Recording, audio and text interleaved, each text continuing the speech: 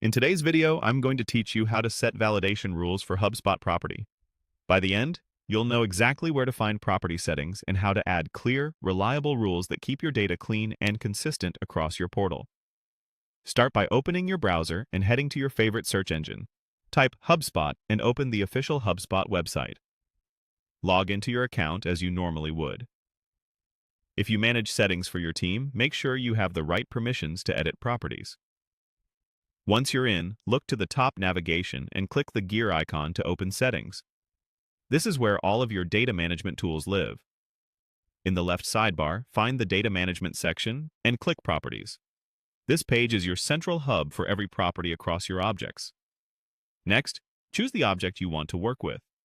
That could be contacts, companies, deals, tickets, or any custom object you've set up. Picking the correct object is important, because each object has its own set of properties and rules. Use the search bar to find the specific property you want to control with validation rules. Type the property name or a keyword, then select it from the results. This opens the property editor, where you can change configuration details. In the property editor, look to the left side panel and click Rules. This is where you'll add and manage validation. You'll start with Basic Rules, which are perfect for straightforward text fields and similar property types. Set a minimum number of characters if you want to prevent overly short entries, such as a two-letter company name or an incomplete ID. Set a maximum number of characters to stop excessively long values that can break formatting or clutter reports.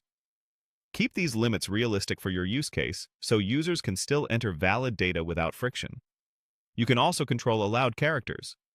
For example, restrict inputs to letters and numbers if you don't want punctuation, or allow special characters only when they're essential. Decide whether spaces are allowed, which is useful if you want to prevent accidental trailing spaces. Finally, choose whether the field should be case-sensitive.